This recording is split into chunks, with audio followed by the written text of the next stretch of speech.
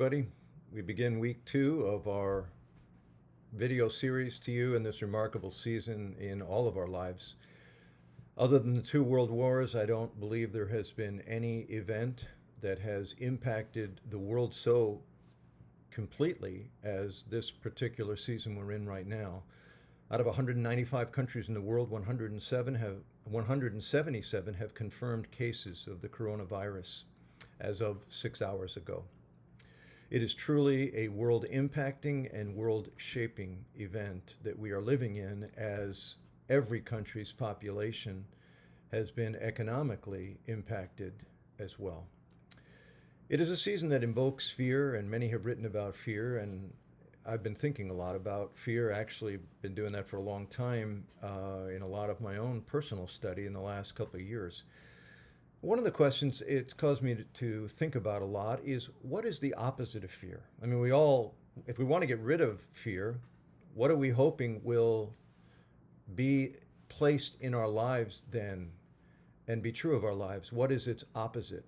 And there are lots of different answers that people give to what's the opposite of fear. I mean, probably the one we would typically say is, well, the opposite of fear is courage. But fear is an emotion. Courage is not an emotion. It's not a feeling. We don't feel courage. We show courage.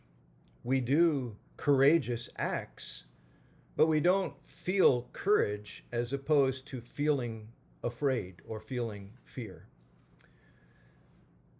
I think some, especially Christian authors, have suggested that the opposite of fear is love, because 1 John 4 says that perfect love casts out fear.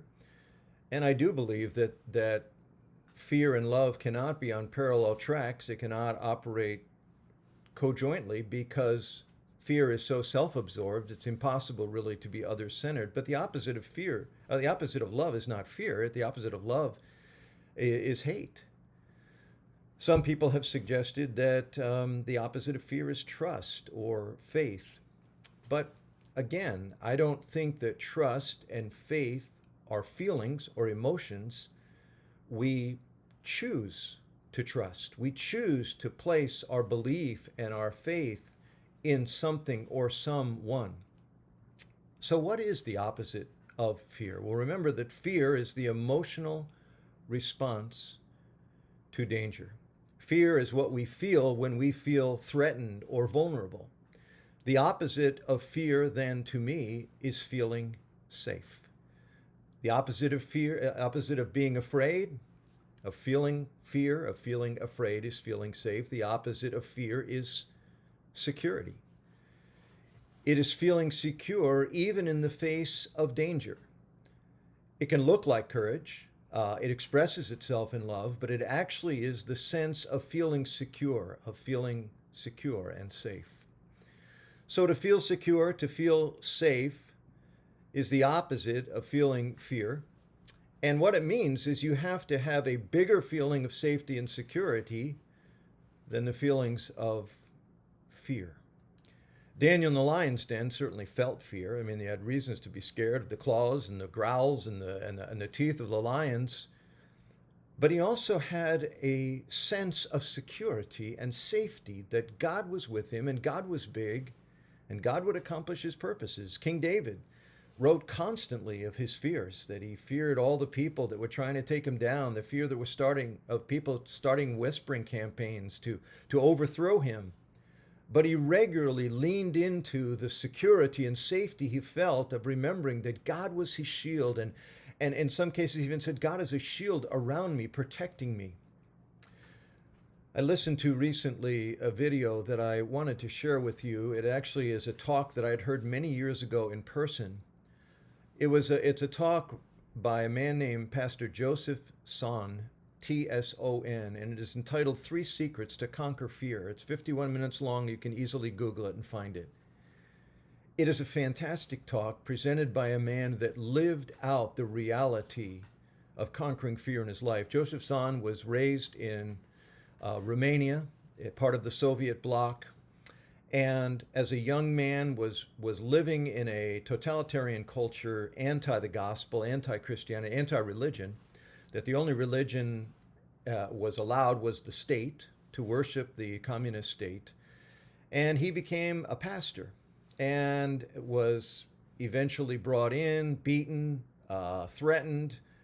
In most people's case, on the track he was on, he would have ended up in a labor camp. And so he and his young family were able to escape, and they came to England. And he told the story of when he was in England. He said, a fearful man, I went to England. I came under the tutelage of a man named Dr. Martin Lloyd-Jones. And Dr. Martin Lloyd-Jones discipled him in what Joseph Tson called, he repaired my eyes. What he meant was, he used the analogy of the story of Elisha, and Elisha and his servant are in the village, and you remember the story where the opposing army comes, they're chasing him down because the king was hated Elijah and his message, so he's going to take him and throw him into prison, perhaps kill him. And one morning in this little town that had a wall around it, the servant is up on the wall and he looks out, and the city's surrounded by an army. He goes running into Elijah. He's scared to death, and he says, we're toast, and they've got us surrounded. And Elijah just prayed very simply, God, open his eyes. And God enabled the servant to see what Elijah already saw, that behind the armies were on the hills surrounding them the chariots of fire, the very presence of the angels of God, that God's presence was there to defend them. It repaired the servant's eyes. It gave him new perspective. And Joseph Tson said, I needed my eyes repaired as a means of overcoming my fear. And so he told the story how for 2 years, this man, Dr. Martin Lloyd-Jones, a brilliant and wonderful man of God and pastor of God, talked to him about the sovereignty of God. And Joseph Tson made this statement that Dr. Jones said to him, you must make the sovereignty of God the pillar of your existence.